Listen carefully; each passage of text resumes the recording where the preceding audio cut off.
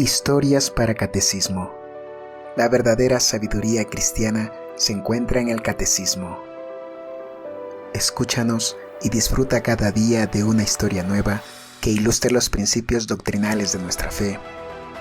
Ya sea que te presentemos vidas de santos, anécdotas de cristianos o libros de espiritualidad católica, en Historias para Catecismo encontrarás el material necesario para disfrutar más de las verdades de la fe. Acompáñanos. 11 de mayo. San Mamerto. Arzobispo y confesor, 475. San Mamerto fue lucero brillante y esplendoroso de la Iglesia de las Galias. Durante el siglo V procedía probablemente de familia vienesa, y su educación fue confiada a San Aniano, obispo de Orleans, quien tomó muy a pechos la primera formación de su discípulo. En la escuela de maestro tan ilustre por la santidad de su vida, la pureza de su fe y vastos conocimientos, hizo Mamerto rápidos progresos en virtud y letras.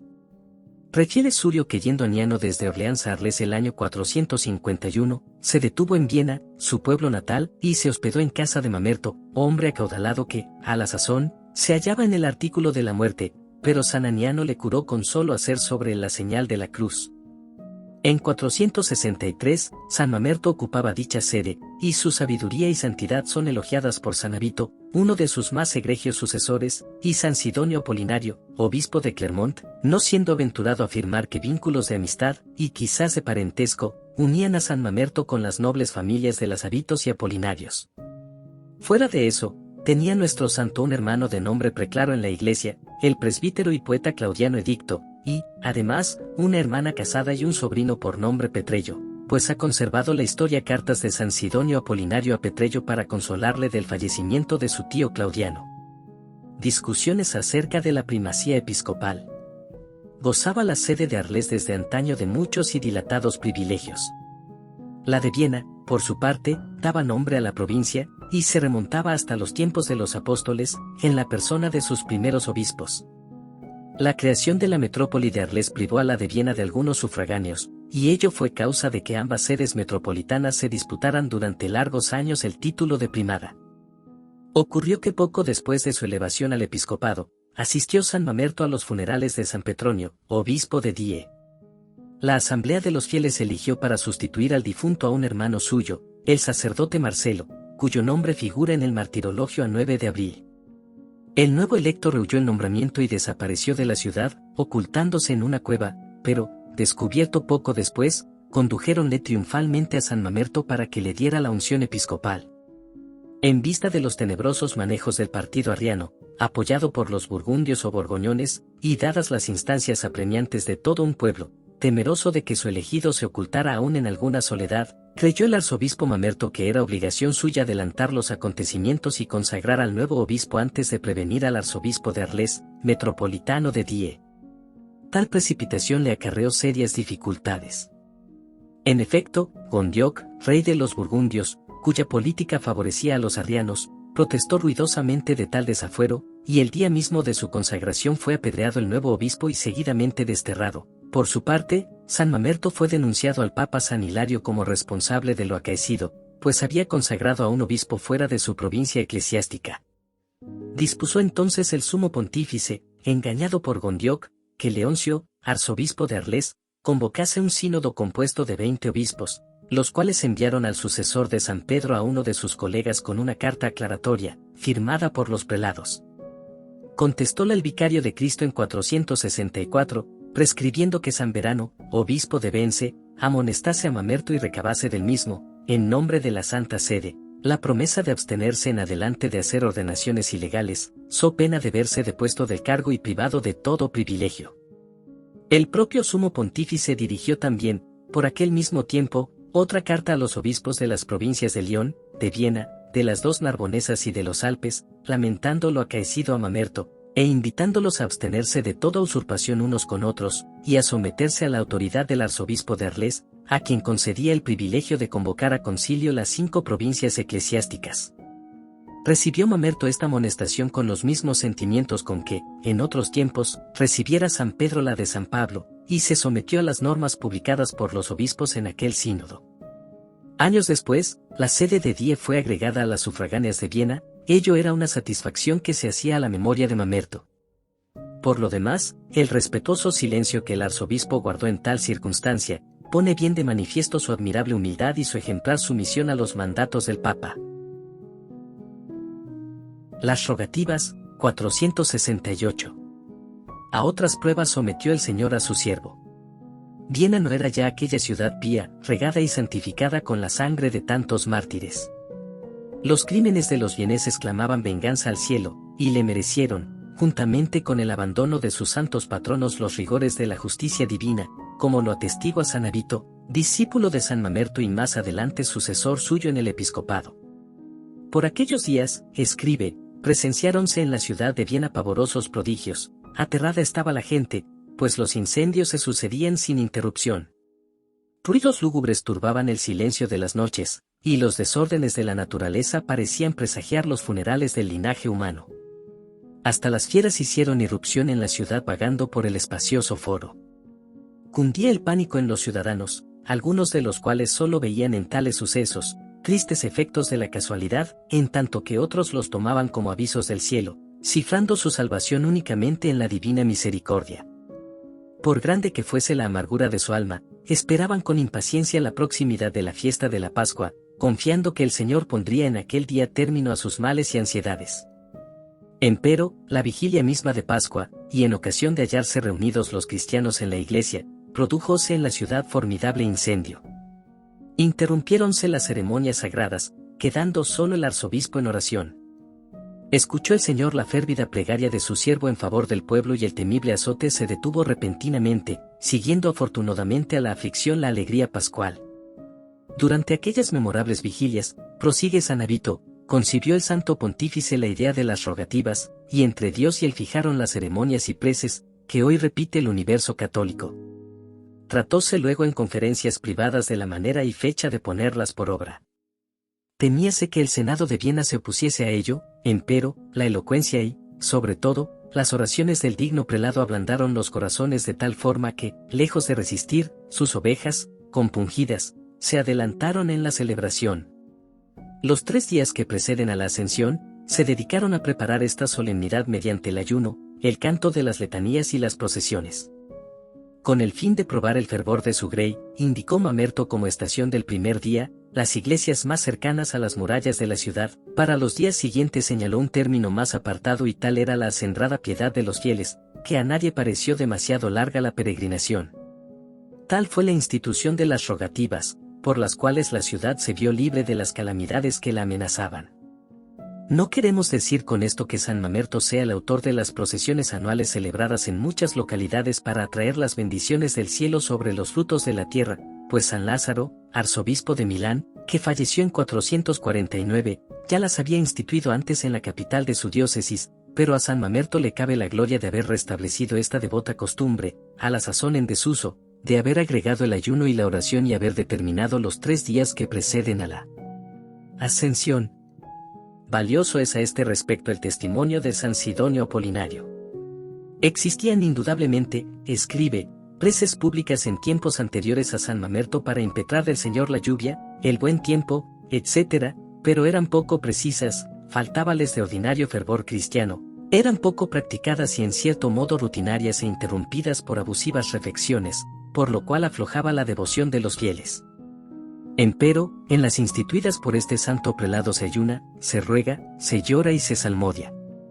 Siguieron el ejemplo de los vieneses varias otras diócesis, y la práctica de las rogativas, ganando terreno poco a poco, acabó por ser adoptada por todas las iglesias de la Galia en vida de San Mamerto, y el Papa San León III las extendió a toda la catolicidad a principios del siglo IX. Durante mucho tiempo los 3 días de rogativas fueron días de ayuno y abstinencia. Invención de las reliquias de los santos Ferreol y Julián, mártires. En el intervalo que medió entre las primeras rogativas y el concilio de los obispos de la archidiócesis de Viena, reunidos para autorizar la nueva institución, construyó nuestro santo una iglesia en honra de San Ferreol, tribuno militar y mártir, cuya festividad se celebra el 19 de septiembre. Imperando Constantino, cierto caballero catecúmeno, llamado Cástulo, edificó una capilla a orillas del Ródano, en el propio lugar del martirio y sepulcro de San Ferreol. Con el andar del tiempo, socavaron las aguas del río los cimientos de aquella iglesia, y San Mamerto evitó su desaparición reconstruyéndola en paraje más elevado. La nueva iglesia era de hermosa estructura, y subsistió hasta el siglo VIII, en que los moros la destruyeron. Ni Gregorio Turonense, que la conoció, afirma que se guardaron en la construcción de la misma, la simetría y proporciones de la iglesia primitiva.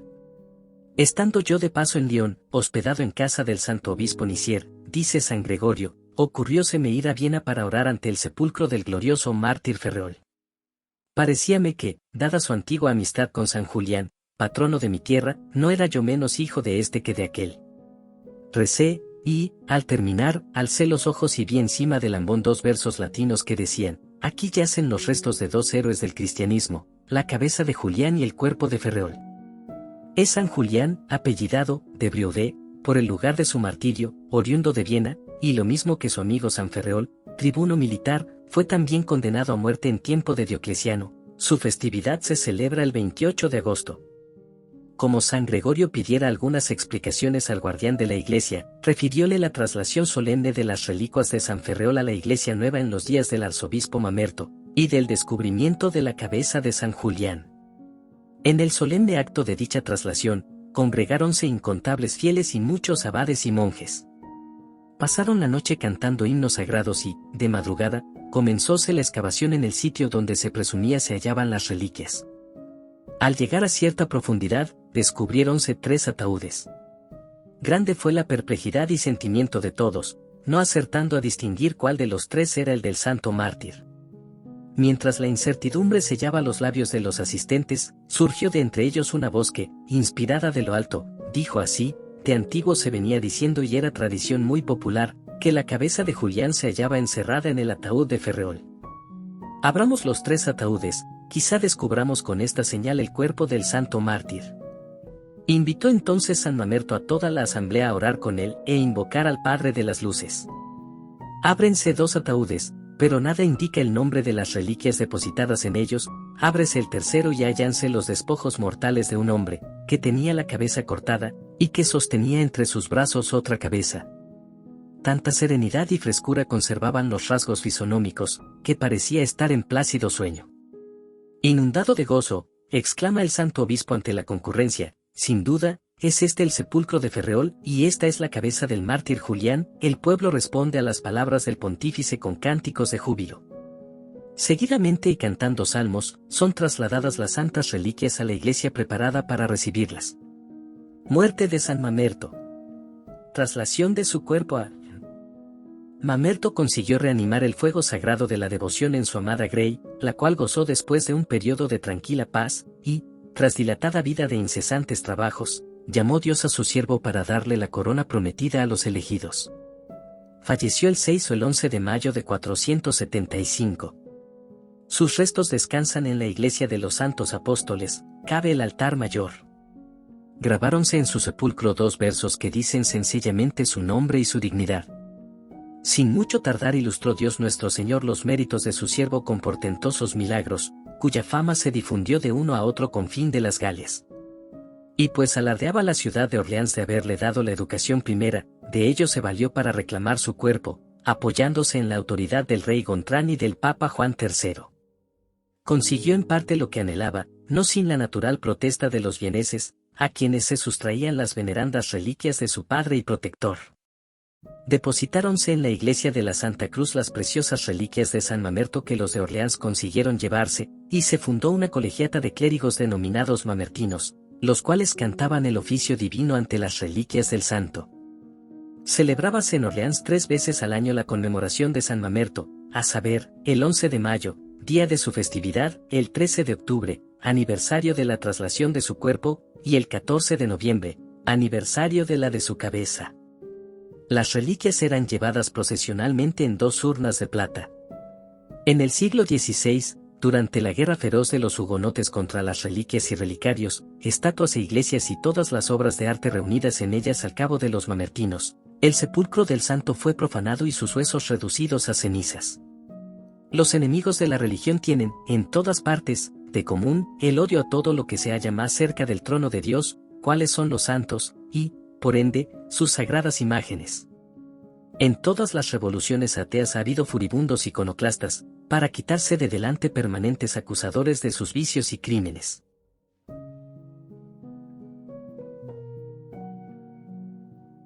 El sepulcro de San Mamerto en Viena. Conviene añadir que la traslación de las reliquias a Orleans fue todo menos una solemne ceremonia y que ni aún fue celebrada de día.